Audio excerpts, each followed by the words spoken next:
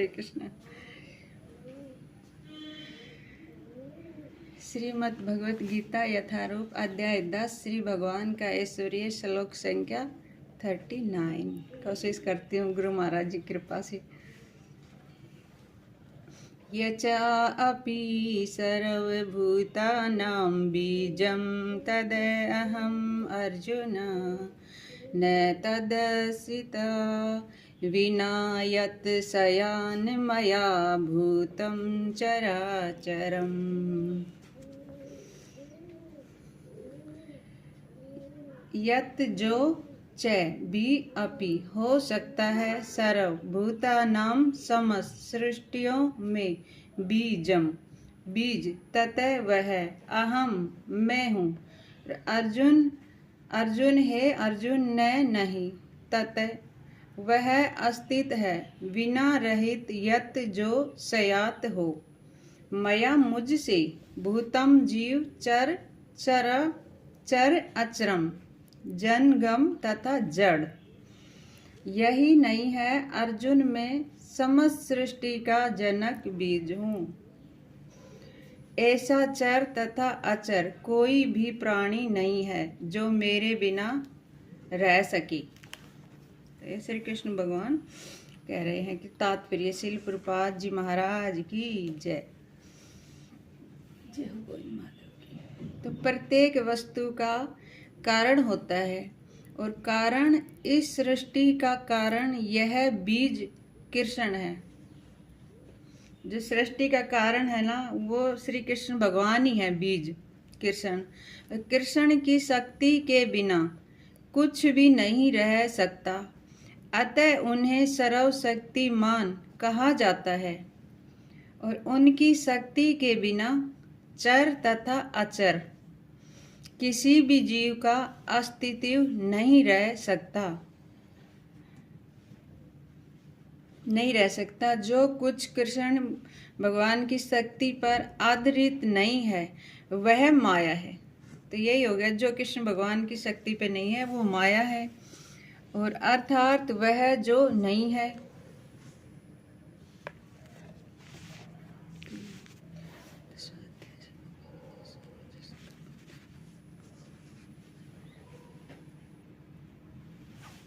तो ये 10वां अध्याय श्री भगवान का ऐश्वर्य है जिसको विभूति योग भी कहा जाता है।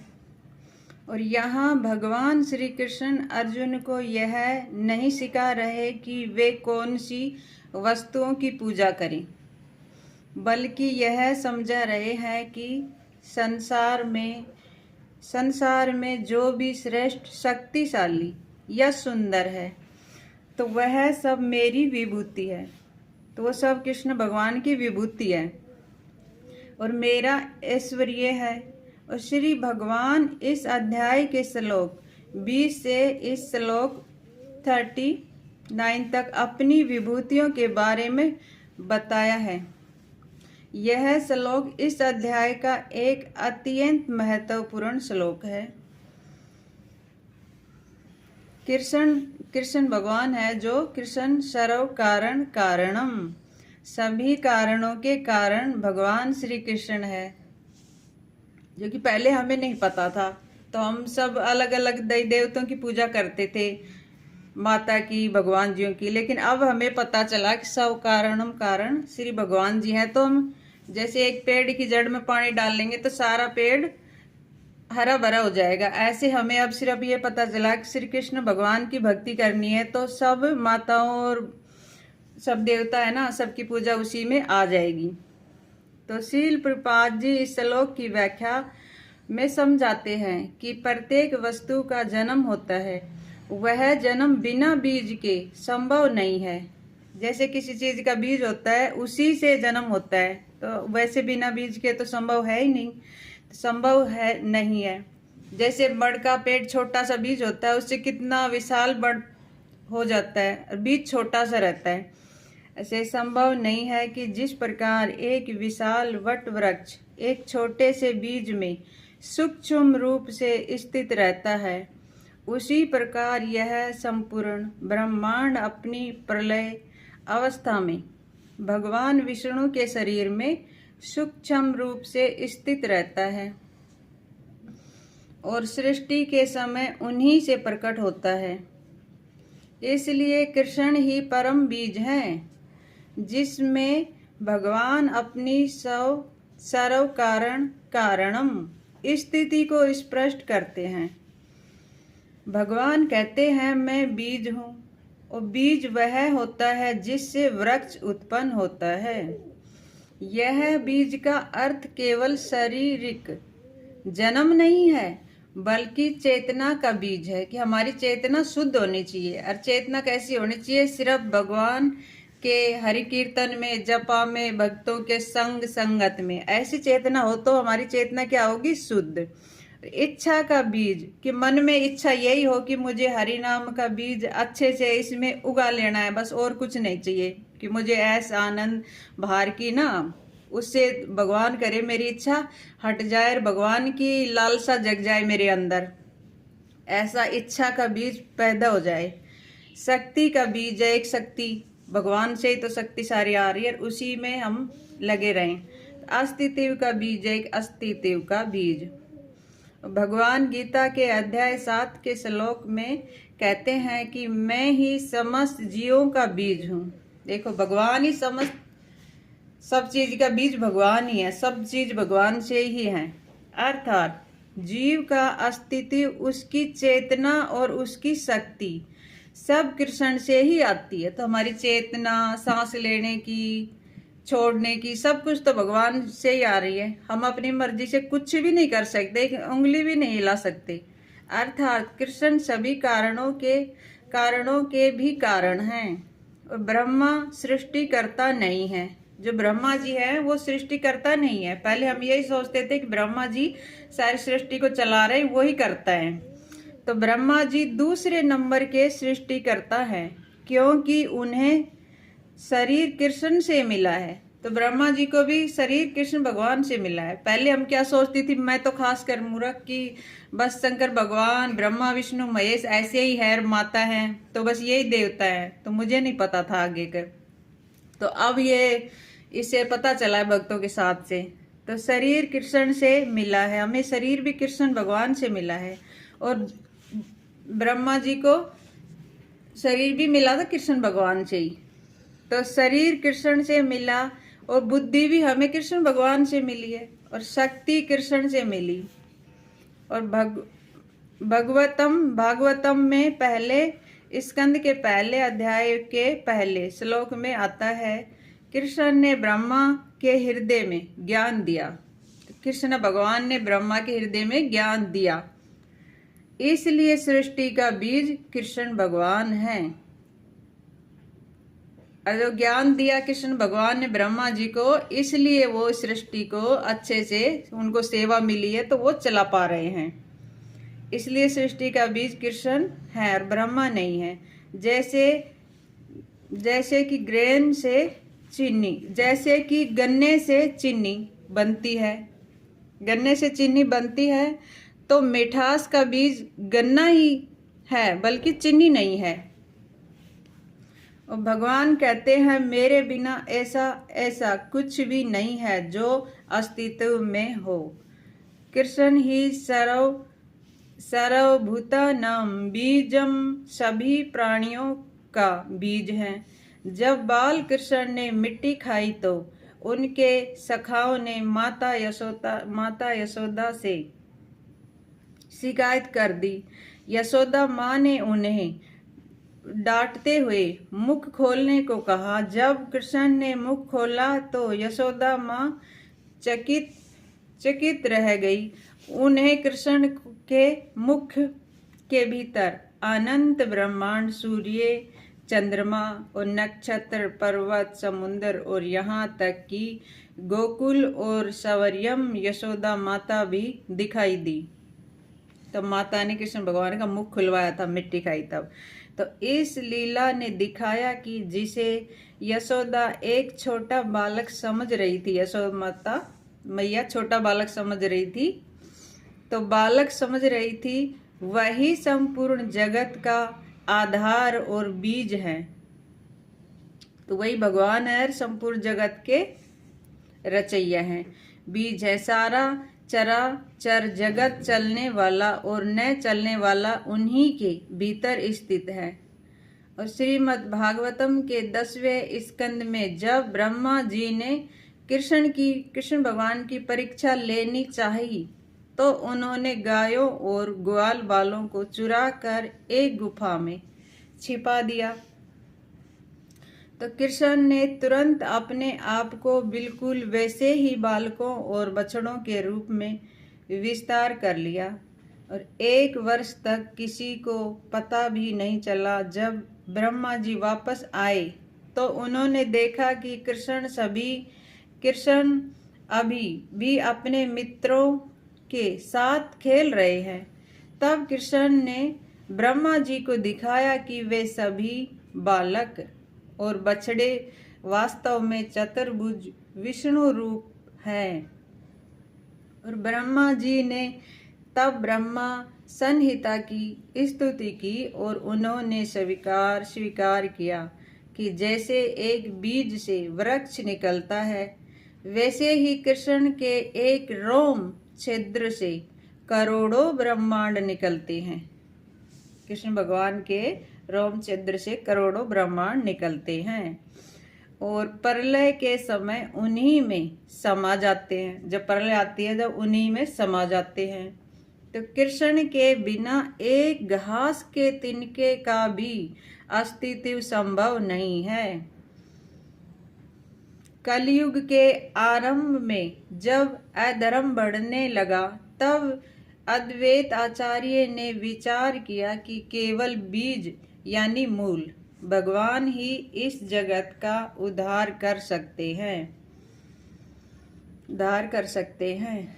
उन्होंने गंगा जल और तुलसी दल से भगवान श्री कृष्ण का आह्वान किया। उनके प्रेम पूर्ण पुकार के कारण ही श्री कृष्ण चैतन्य महाप्रभु के रूप में प्रकट हुए। तब श्री कृष्ण भगवान के रूप में चैतन्य महाप्रभु प्रकट हुए। और शील प्रभुपाद समझाते हैं कि जिस प्रकार बीज को जल देने से वृक्ष पनपता है उसी ही प्रकार जब भगत बीज यानी श्री कृष्ण की सेवा करता है तो पूरी सृष्टि तृप्त हो जाती है। तब हम श्री कृष्ण भगवान की भक्ति करेंगे तो सब देवी देवता और भगवान जी है ना सब तृप्त हो जाते हैं। हमारी इंद्रियां भी एकदम साफ हो जाती हैं। तो जब गजेंद्र हाथी को मगरमच्छ ने पकड़ लिया तो गजेंद्र ने एक प्रार्थना की। उसने किसी विशेष नाम को नहीं पुकारा बल्कि सृष्टि के मूल कारण को पुकारा।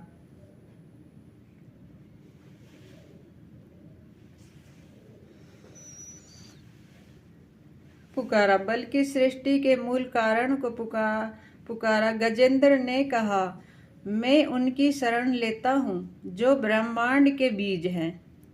ब्रह्मांड के बीज कौन है? कृष्ण भगवान हैं और जिनमें सब कुछ प्रकट हुआ है।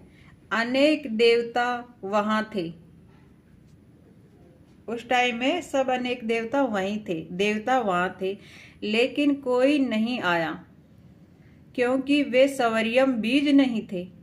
अतः अंत में भगवान विष्णु जो कृष्ण के विस्तार रूप हैं,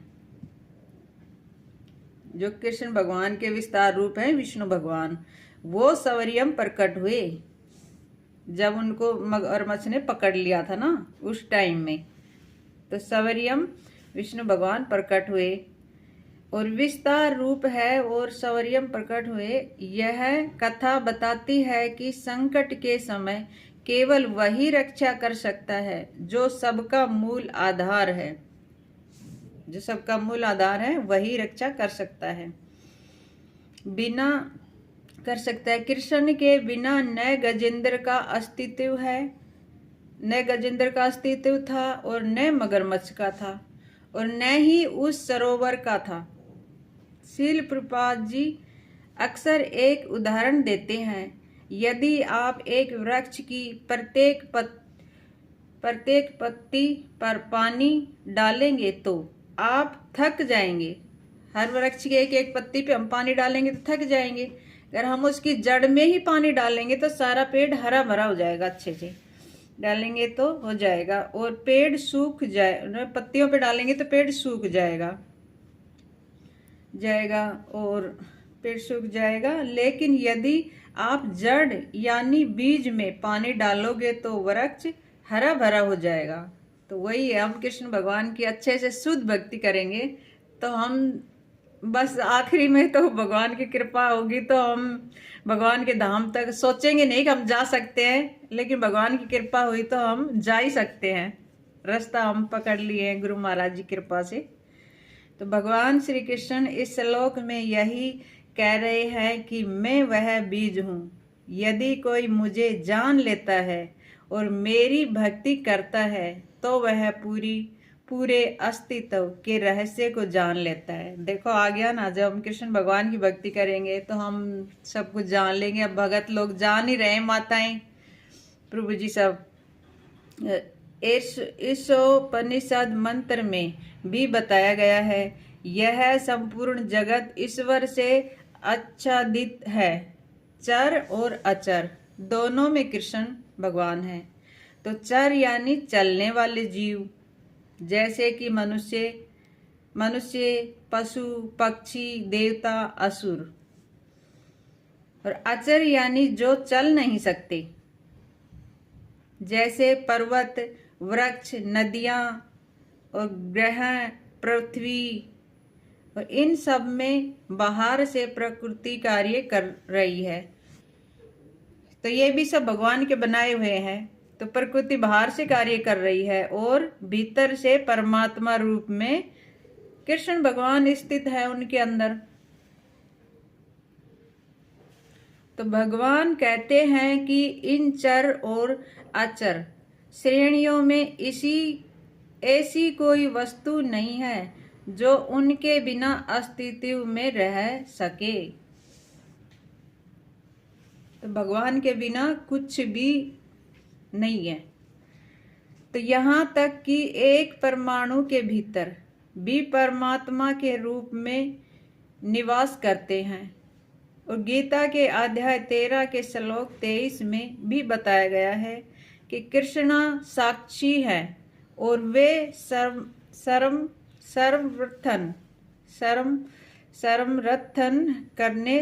समर्थन करने वाले हैं। हिरण्यकश्यपु सोचता था कि मैं अमर हूँ और मैं ईश्वर हूँ, लेकिन भगवान ने मनुष्य रूप में, न पशु रूप में और न दिन में और न रात में।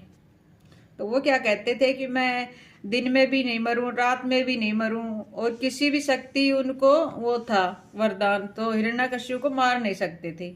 इसलिए भगवान ने क्या किया, नरसिंह भगवान ने तो नरसिंह देव रूप में प्रकट होकर यह सिद्ध किया कि उन्होंने गेट के बीच में मारते हैं भगवान जी, नरसिंह भगवान। तो मेरे बिना कुछ भी अस्तित्व में नहीं रह सकता। तो देखो उनके लिए नरसिंह भगवान प्रकट हो गए थे। तो उदाहरण जैसे एक पंखे या कंप्यूटर तब तक काम नहीं कर सकता जब तक उनमें पीछे से बिजली की शक्ति न आ रही हो। और उपकरण अलग अलग हो सकते हैं, लेकिन शक्ति का स्रोत एक ही है। वैसे ही शरीर अलग अलग हैं, पर जीवन देने वाली शक्ति रूपी कृष्ण भगवान एक ही है।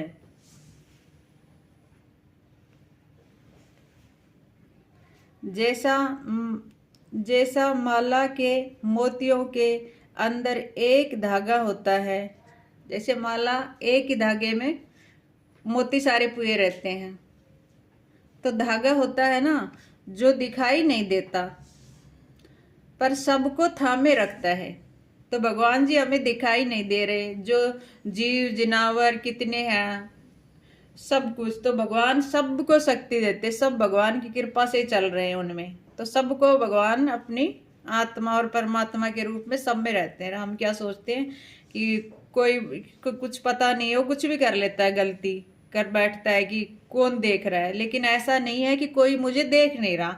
भगवान सर्वव्यापी, वो हर जगह में। अब हमारे घर में है, मान लो सब चले गए, बच्चे चले गए, प्रभु जी ऑफिस चले गए, तो क्या लगेगा कोई नहीं है। अरे भाई कोई क्यों नहीं है, घर में मेरे गोविंद है, हर जगह भगवान कण कण में है, तो मुझे सब कुछ देख रहा है।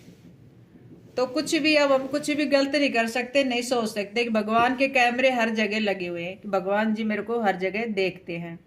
तो सब धाम में रहता है। वैसे ही कृष्ण इस जगत के कारण कारण में बीज रूप में छिपे हैं। तो आ गया ना, कृष्ण भगवान बीज रूप में छुपे हुए हैं।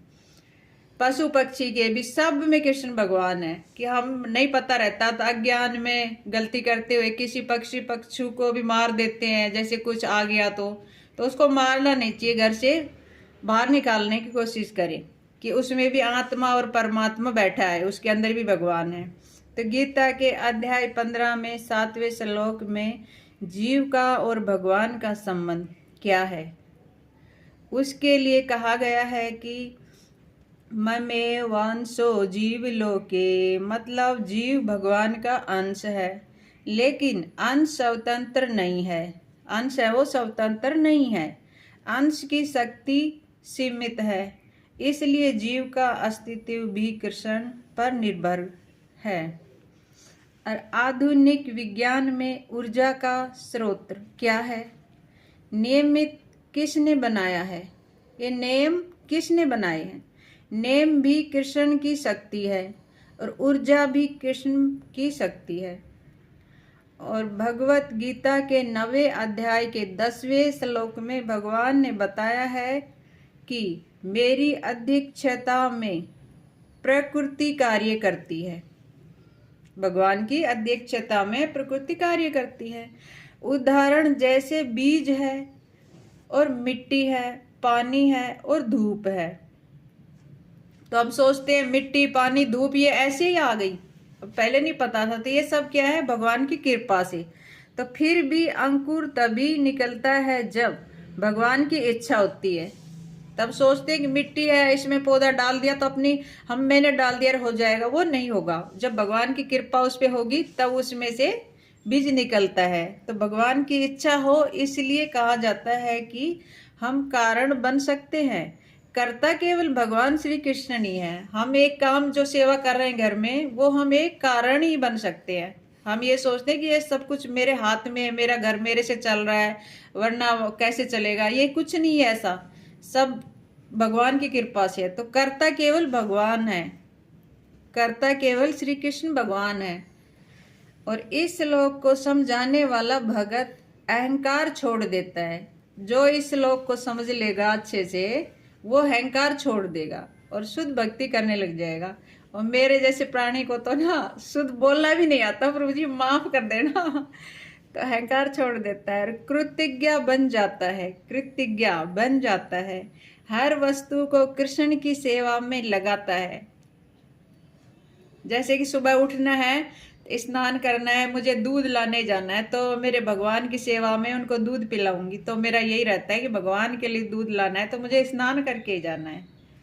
तो खाना बनाना है, तो पहले हम क्या करते थे, चलो खाना बनाना बच्चों की पसंद का, क्या खाओगे भाई, प्रभु जी क्या खाना है आपको। अब हम क्या करते हैं, मेरे भगवान जी ना आज उनका मन ये चीज का कर रहा है, तो अलग से इच्छा आती है प्रभु जी कि आज मेरे को गोविंद को ये बना के खिलाना है, और प्रसाद बनेगा तो हम सबको मिलेगा वो चीज। तो अब हम भगवान को ऐसे खिलाते हैं तो बहुत अच्छा लगता है। पहले अपने आप बनाते खा लेते, कुछ पता ही नहीं था। तो भगवत गीता के अध्याय 9 के और 27वें श्लोक में बताया गया है कि जो कुछ भी करो मुझे अर्पित कर दो। अब आ गया ना, जो भी कुछ करो वो श्री कृष्ण भगवान को अर्पित कर दो। तो चैतन्य महाप्रभु ने कहा है कि मैं करता नहीं हूँ, मैं केवल कृष्ण का दास हूँ। तो हम कृष्ण भगवान के दास हैं, दास बने रहें बस, तो हम इस भव सागर से पार हो सकते हैं अगर भक्तों के साथ में रहेंगे ना। तो एक भगत के लिए यह श्लोक बताता है कि यदि सफलता मिले तो कृष्ण भगवान का धन्यवाद करना चाहिए कि ये सफलता मिली है, भगवान की कृपा से, तो भगवान का धन्यवाद करना चाहिए। और असफलता मिले तो कृष्ण पर भरोसा रखना चाहिए कि मेरे किस्मत में ऐसा ही था, इसलिए मेरे साथ ये हुआ है। मतलब कि दुख आए तो भी उसको नॉर्मल में करके सह लो कि भगवान की कृपा यही है, कि भरोसा रखो, अच्छा भी होगा। और जीवन मिले तो कृष्ण की सेवा करना चाहिए। अबे हमें क्या मिला है? जीवन कितना बहुमूल्य जीवन मिला है, एक बार ही मनुष्य को मिलता है। इसमें हम कितना अच्छे से भक्ति कर लें तो इसका उद्धार हो जाएगा हमें कुछ भक्तों की संगति से। तो मृत्यु आए तो कृष्ण का स्मरण करना चाहिए कि अब मृत्यु आ रही है तो कि कृष्ण भगवान मेरे को मिलेंगे। नहीं, हमें वैसे पता नहीं रहता तो हमें डर लगता है, मैं बीमार हो गया, यहाँ जा रहा हूँ, मृत्यु आएगी। हम हरे कृष्णा कृष्णा कृष्णा हरे हरे, हरे रामा राम राम हरे हरे।